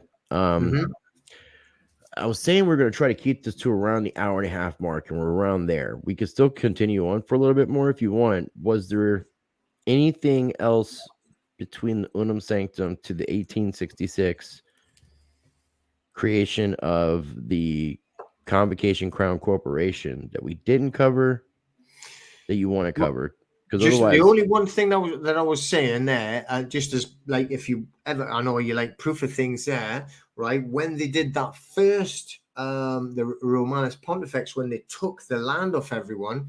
Now, was it this year or last year? Can't remember. I've done it recently, this year or last year, and I've had to change the deeds on the house where we live. Okay, so I've just done the deeds with the Crown copyright in London, right? So it's what is it called now? I think Her Majesty's Land Registry. Okay. So we just done the deeds there. Now this property is ours completely. We don't own nothing or nobody or anything like that, and we are down on the title deeds, right, as tenants on the land now. So it's been paid for years, but we are tenants on this land because we cannot own the land. No, that's why they're able to tax you. It's Crown copyright property. Right. It's not your property. We own the bricks, so we can take the bricks away if we want. But yeah, we don't own what they call the allodial title. Exactly, the allodial title. That's part of what we were trying to correct. I think this is a good place for us to kind of stop for this particular episode, and I've taken some notes for where we can continue on, talking a little bit more about the Crown Corporation, Temple Bar. I'd even like, not necessarily in the next episode, but talk about the Emperor Justinian with the creation of Corpus Juris, and then the Magna Carta being created in 1215, and then Accursius, who was a Roman juror, then perfecting and codifying the Corpus Juris, and then you started seeing the use of surnames. Yeah. Which I'm assuming from your knowledge and your research, the surname, the last name, is that attaching us to this legal fiction, this corporation, this artificial entity? Yeah, definitely. And now especially when they're bringing in the birth certificate, which was I think it was in the 30s. When they really started having it on bits of separate paper. It was late 1800s. They started introducing the birth certificates, and then it was between the early 1900s and 1920s they started really pushing and issuing it. Then in the 30s, somewhere, I think it was like 33 in the United States, we had the creation of the SEC, which is the Security Exchange Commission, the creation of securities, the Banking Regulation Act, and there was something else. There was also the confiscation of gold that took place here in the United States during that time period. Yeah. The Social Security numbers, which for you guys is a SIN number. National insurance number we have. You guys call them SIN numbers there, right? In the UK, right? No, national insurance number. Okay, so Canada calls them SIN numbers. I think so, yeah. Which I thought was really crazy that they used that acronym for what that represents, because it's like you're saying, if it's a lot of things are being put in plain sight, hidden in plain sight all the time, which is crazy. So to wrap up today, what I'd love for you to do, man, because we didn't really spend a lot of time talking about what you're doing with the websites. Do you want to give kind of a little brief explanation about what Smash a Debt and Claim Your Strawman are all about, and then your YouTube channel? Yeah. I mean, on the YouTube channel, there's a lot of videos very similar to what we're doing here.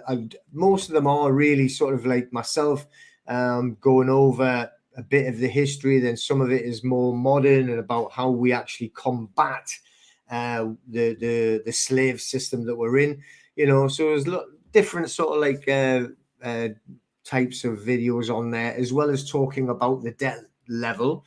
So on the actual smashadebt.com, it's actually different to like the straw man concept or your legal fiction, because it's very funny that the governments, however they've gone about it, have actually given us great protection on our personal data, which is amazing since they're always trying to get it off us. But on a debt side, and now what we do is we actually monitor people's debts for them, so that if they stop paying it, it gets given to a debt collection company. Now I know, that I've seen massive websites from the States that sell blocks of debt to these debt companies. But this is the good thing, that the governments have actually created these data protection laws or regulations, whatever it is, how you want to term it yourself, that it is actually unlawful and illegal for them to buy that information. Right, because we didn't like, if for example, if you take a car loan out and you are unable to pay that car loan off and they repossess your car, you still owe money. That's right. And or let's just use credit card debt. It's a little bit easier because we're not dealing with something being repossessed. If you owe credit card debt and you don't pay your credit card off, after a certain period of time, that debt gets sold to another company. And then that's where the debt collectors come in, because you usually don't have very much of a debt collector side from the actual lending institutions. There's a little bit, but not as much. They sell that debt to someone else at a lower cost, so they've already got money back from insurance, and they're getting money from selling the debt. And then you're not agreeing in terms of the contract with the credit card that if you don't make your payments on a credit card, that they can take your debt and sell it to somebody else. It's not expressly written in those senses. So for someone to do that, like you're saying, is not only unlawful, but it's illegal. Yeah, and this is the good thing, which amazes me, that the governments did this for us when they make everything else so bad, for us. But they've actually created these data protection laws, and in Europe they're called there's two sets: data protection, which is exactly the same as what the US and Canada have as well. But we've also got GDPR, which is even stricter than the Data Protection Act laws. So literally nobdy's allowed to have your data without your signed contracted permission. Now, what happens I don't want to get too complicated with, because this could easily take another hour if you go on about like the actual creation of credit and everything like that, and where it comes from and who really made it, etc. But they never really sell the debt. They only sell the data. Right? Now, even if they did sell a debt, it wouldn't matter. They'd have to sell the data as well. But all debt is treated as property. Okay. So because debt is treated as, and it can be a credit card debt, it could be a personal loan, or even a car loan. Even if they took the car out of it, they still got the debt, which has a title deed because it's property, which is what not everybody can understand. So they never sell the title deed. This is the thing, but they pretend they do, right? So to sell the title deeds extremely cost draining for them, and it takes a long time.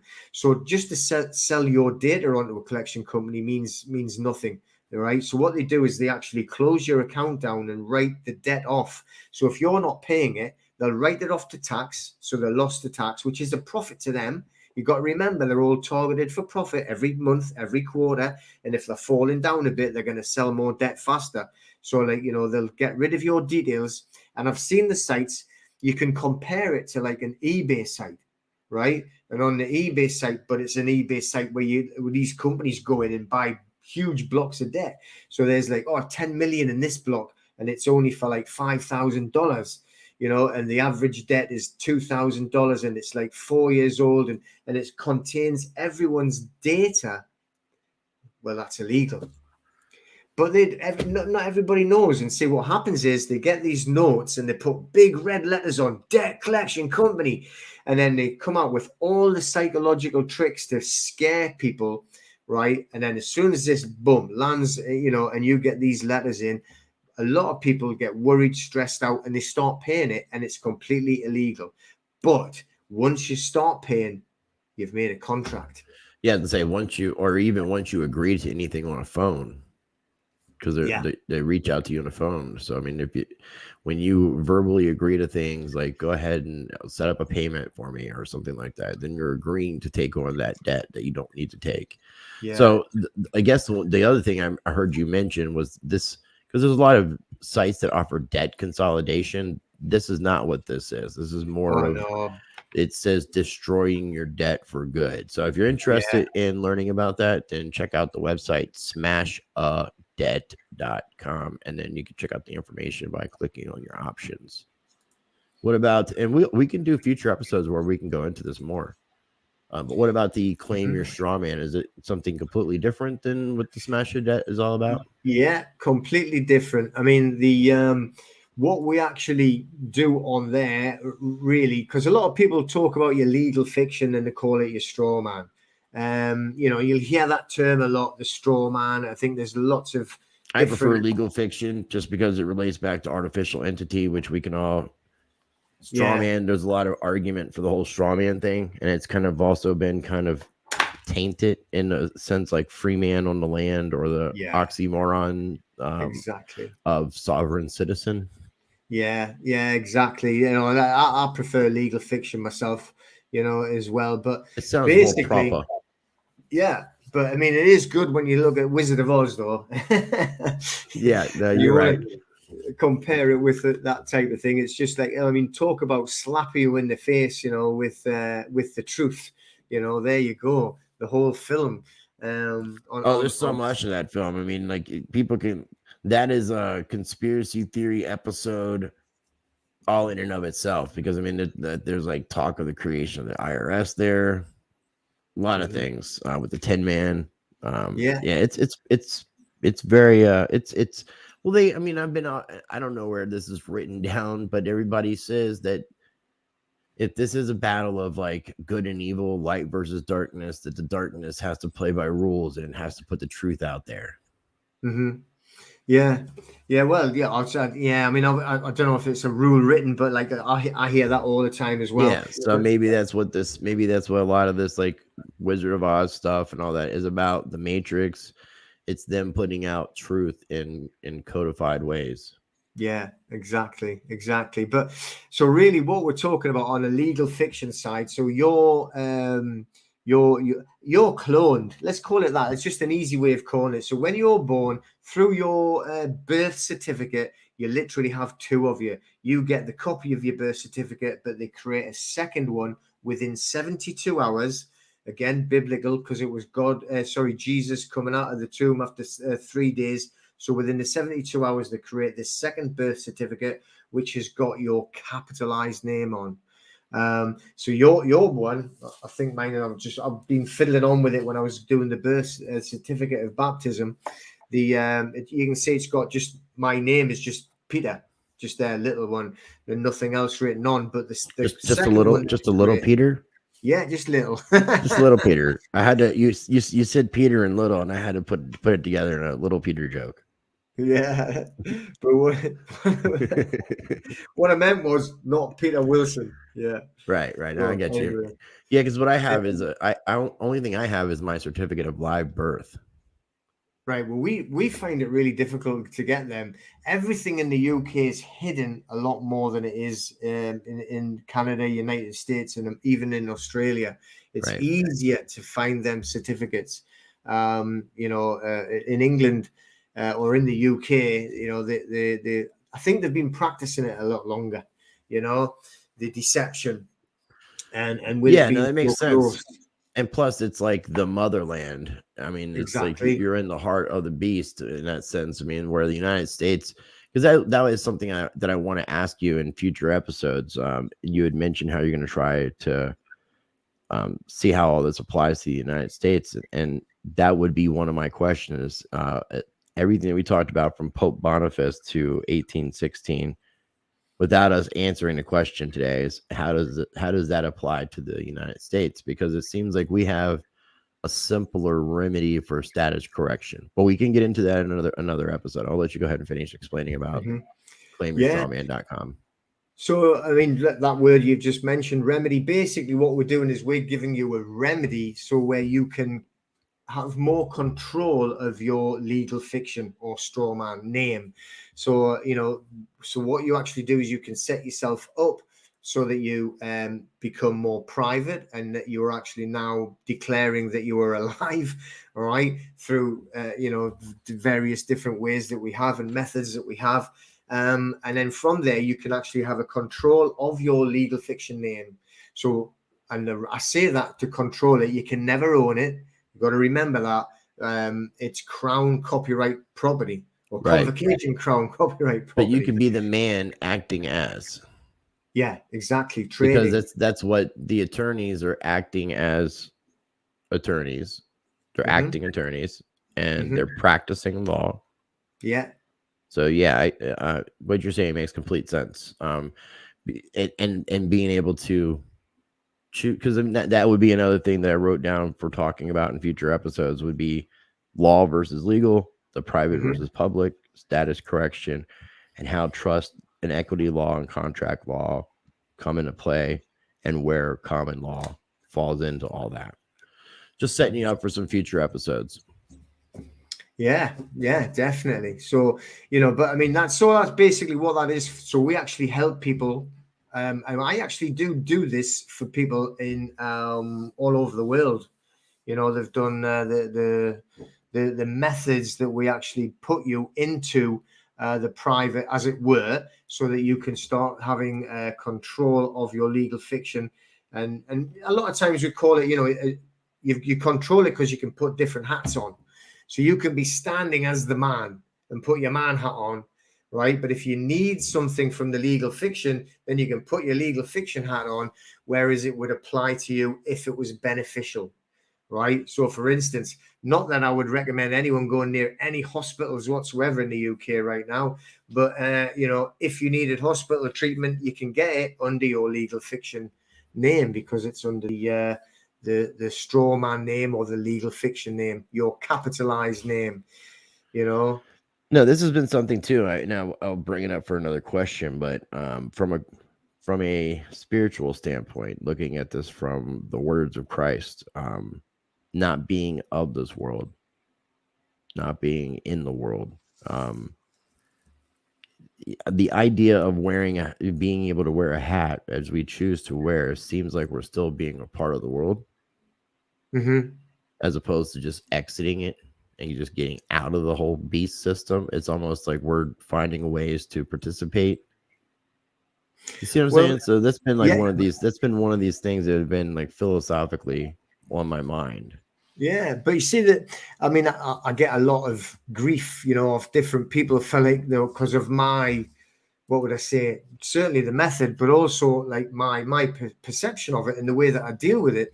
But it isn't just me. There's a lot of different people who feel the same. You know, as you can dip in and out of the commercial world. So really, that's what I mean. A lot of it is the contract law bit, and that's how that starts to get involved in it and everything like that. But if you stand as a man, then you stand in law. Right. As you stand under God. That makes sense. Yeah. Whereas, like, you know, so you cut. Hang on a second. That's awesome. Yeah. Is that like a timer? Yeah. Well, I know it's getting late for you. It's like you're in the UK. It's 6:00 p.m. for me. It's 11 p.m. for 11, you. Yeah. So you want to go ahead and we'll wrap up with explaining what 2021 Return to Democracy is all about, your YouTube channel. Yeah, well, I mean, when I first set the whole channel up, it was really to do with returning to democracy, as in being in the lawful rather than the legal. Now, and this plays big in the United States as well, or all over the world, really, because where it comes, and this is, I don't like it using the term too much, common law, because it's law, right? It's not common law, it's law. Right. Common law changes and it's not written down, and what our law system uses, which is like case law and contract law, is what they consider to be common law. Mm-hmm. So it's not like the Magna Carta common law. I mean, and that's another discussion too. It's because I don't really even feel like the Magna Carta had anything to do with the people. It was a land deal between some barons and the king. But it was also set up by the Vatican. Yeah, so that's another conversation. Yeah, again, but I do want want people to go and subscribe to your YouTube channel, because there's a lot of valuable information here, and I'd like to get your subscriber numbers up. Oh, it'd be great. Thank you very much. Yeah. But yeah, so I mean, and really why I was talking about 2021's returning to democracy was because, fair enough, 2021 might have been a little bit of an ambitious project, especially looking it's nearly December. But when we're looking at the law on democracy, all of democracy was done in a lawful way. Whereas if you think you have democracy now, you don't understand it, because if you look at democracy and look at it from 2 points of view, the voting side and also a jury system, which is all about the law. Now, when you used to have a voting system, what we haven't got is democracy now. We have suffrage, right? What suffrage is basically mob rule. So literally, if like 52 of you vote for that one and only 48 vote for this one, whoever's got more votes wins. That's not democracy. Right. That's that's what they teach us that democracy is. They don't teach us that we are in a mob rule society, and that, you know, that what we call democracy is not actually democracy. It literally is mob rules. It's whoever gets the most votes. It's a popularity contest. Exactly. You know what I mean? Who's got the most friends? So really, when you look at it, so like, who's the most popular kid in school type of thing. And then, that's where everybody wants to be like. So it's not a democracy. Whereas in ancient times, democracy, everybody would have, like, if it would have been the ancient Greek Senate, everybody would have had to agree, and nothing could be passed until it was clear that everyone agreed it was a good move. Unanimous. That was real democracy. Yeah. Had to be unanimous. Yeah. So if we convert that over to there's the two, everybody will think, well, if you're doing a trial by jury, right? It's not a jury trial. A trial by jury is a completely different thing. A trial by jury is democracy. Okay. So if we, again, this is another hour on its own, but just to quickly say, was that say, for instance, if you got in a trial by jury, the jury are the judges, not a judge. You don't have a judge. You have a convener who organizes the jury. Right. And the jury will be the 12 people of your peers. It would say men. It was men, but you know what I mean? So there used to be men because you would have to testify. So you could only testify if you had testicles, which is why it was always men. Okay. So I never put testify and testicles together, but yeah.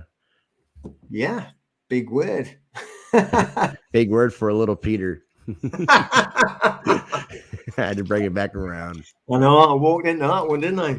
Well, dude, I really thoroughly enjoyed this conversation. I mean, you're very well educated. I like speaking with you, and I really, I appreciate you sharing the knowledge that you shared today. And I definitely want to encourage people that are watching this to check out your 2 websites and your YouTube channel. And they can also access those websites via your YouTube channel as well, but it'll all be linked down below. 100%. Excellent. Well, if you could bear with me 1 second, man, I'm going to go ahead and just wrap up the video and stop recording. Yeah. Okay, so ladies and gentlemen, again, make sure you check out the links down below. I do appreciate you tuning in. If this happens to be your first time watching any of my videos and you've gotten through an hour and 50 minutes, you need to make sure you subscribe. And I would also say make sure you check out and explore my channel.